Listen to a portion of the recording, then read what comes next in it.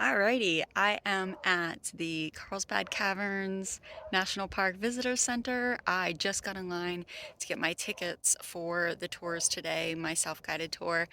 And while I was waiting in line, the park ranger made it a point that there were only 24 tickets available for the guided tours. And she said, based on where I was in line, she'd be very surprised if I got a ticket.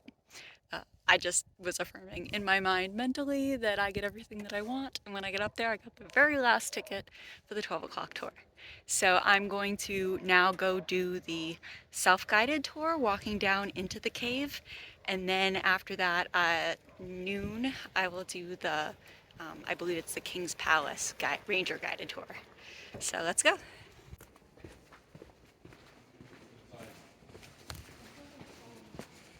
Oh.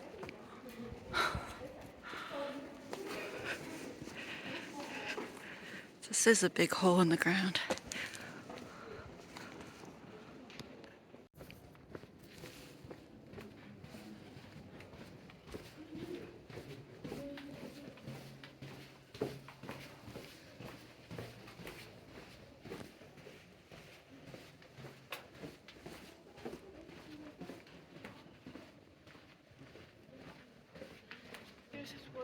This is called the whale's mouth.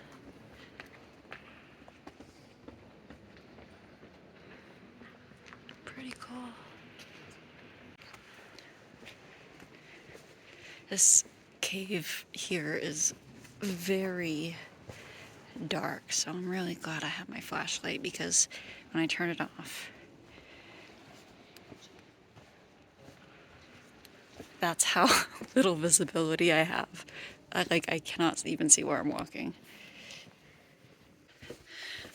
I believe this, where I'm going to is gonna be 750 feet underground. That's much deeper than Mammoth Cave was. At least the tour that I did at Mammoth Cave.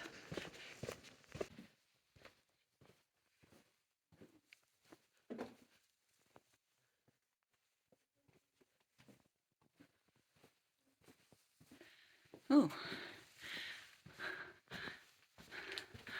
I'm gonna have to bend down to get through here. And I am not a tall person.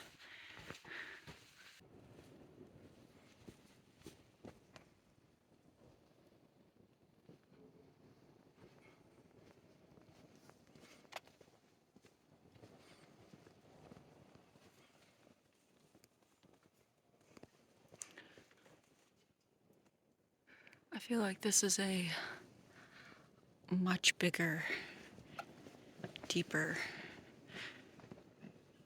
cavern than the one that I saw at Mammoth Cave.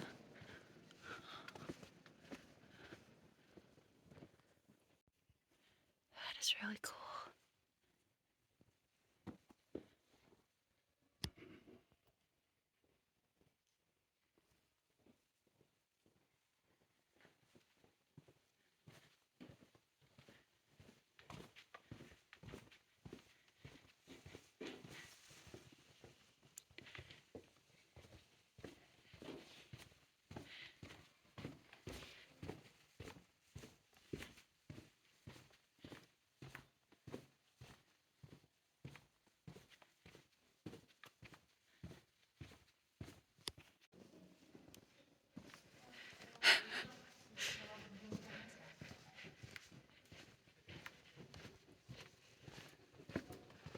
Holy cow. Watch out for drips.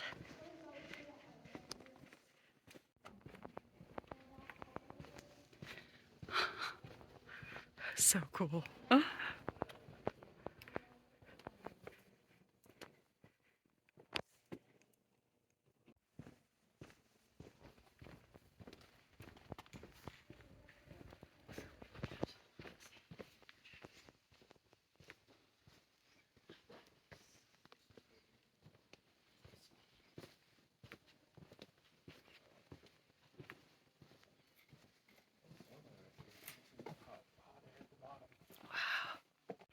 Temple of the Sun.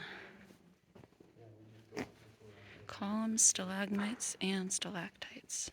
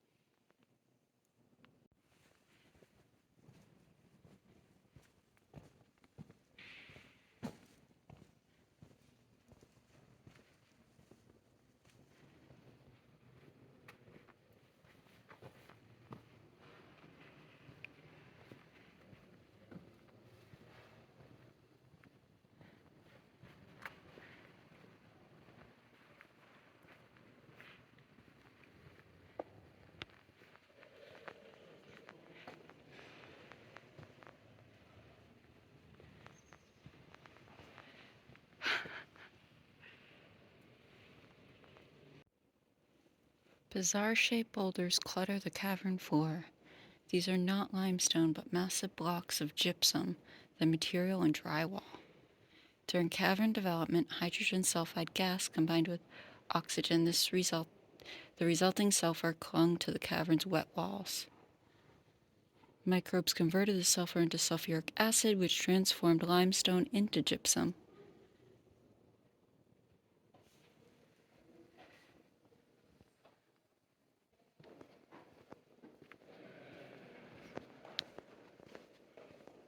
So cool.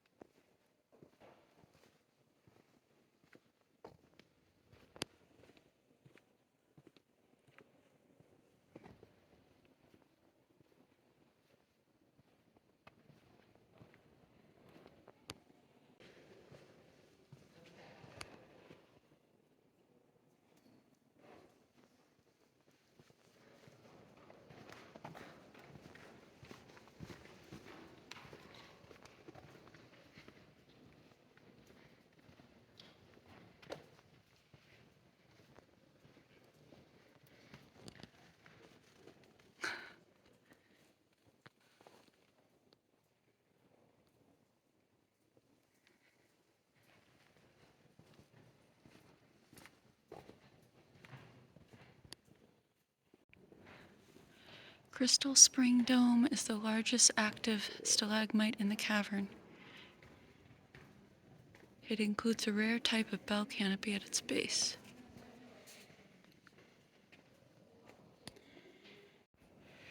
That would be the bell canopy.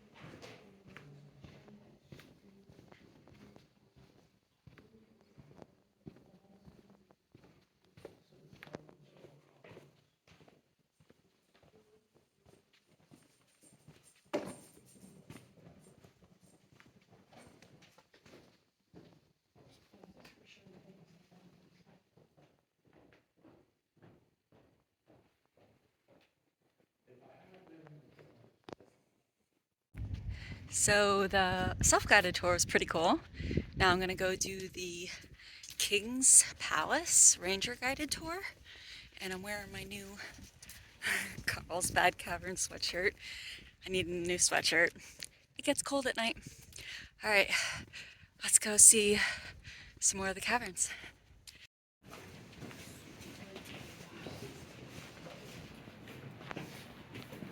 Oh wow.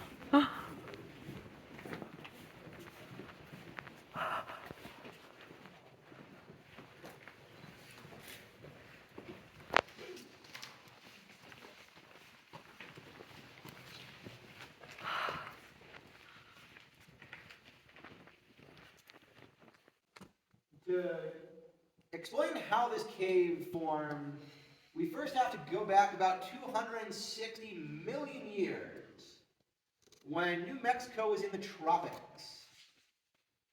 Everything that we call the Guadalupe Mountains used to be a big reef underwater. And you may have looked out over the basin when you got into the park and got out of your car. That basin used to be the Delaware Sea, full of life. Over the course of millions of years, that reef started getting pushed up and out of the basin to form the Guadalupe Mountains. And as that reef started getting higher and higher, other processes started opening up cave chambers lower and lower within the reef. The earliest cave formations, the most basic formations, are known as sponge work. It's where the rock kind of looks like Swiss cheese. And it's believed that sponge work was the result of the salt water of the Delaware Sea mixing with fresh groundwater, churning away with each other, slowly eating away at that rock. And there are two theories as to how that sponge work turned into bigger chambers. They both involve the formation of sulfuric acid. One theory is that you had microorganisms living in the sponge work that were living off of hydrogen sulfide gas coming up to the rocks, and they produced sulfuric acid as a waste product that they expelled. The other theory is that hydrogen sulfide gas bubbling up through pools of water in the cave naturally created sulfuric acid. Either way, that acid started dissolving away the limestone all around us, turning it into another rock called gypsum. And the gypsum formed a rind on the outside of the limestone, protecting it from further dissolving as more acid was flowing through. But over time, you had water starting to drip down through hundreds of feet of rock above us. And the water would get into cracks between the limestone and the gypsum, weakening those bonds until the blocks of gypsum came crashing off the walls. When the gypsum would fall off the walls, if it fell into a pool of water, the gypsum would dissolve away entirely. All those minerals would get carried away in the water. If the gypsum fell on a dry spot in the cave, it's likely still here. If you walked around the big room, you saw lots of big blocks of gypsum. But that gypsum falling off the wall left a blank canvas. As the water kept dripping down through the cave, it picks up little bits of minerals as it travels down through hundreds of feet of rock. And when it finds an empty space like this, the water wants to leave those minerals behind. A slow drip of water will leave that water behind on the ceiling as a stalactite. A faster drip of water will carry that load of minerals down with it, and you'll get stalagmites growing up from the floor. Draperies form as a result of water running down a sloped surface. As that water trickles down the slope, it leaves behind a little trail of minerals, one drop at a time. A good way to think of it is if you're washing your dishes at home and you hold up your arms, you've got all that soapy water running down your arms, leaving behind a trail of soap suds until the water drips off. The same thing is happening here. Drop by drop, running down that slope, you get these super thin draperies. And there's also a whole series of draperies radiating out of this dome up here. And one of the draperies in this room has another name. We like to call it cave bacon. So who thinks they can find the bacon for me in this cave? Yes. Yes, this one right back here. Cave bacon is a type of drapery that has more colors to it, usually as a result of different minerals in the water. You can see this reddish-brown band on the top of the drapery, likely as a result of a high iron content in the water. And because it is the layer of the drapery closest to the ceiling, that means it is the oldest layer of this drapery.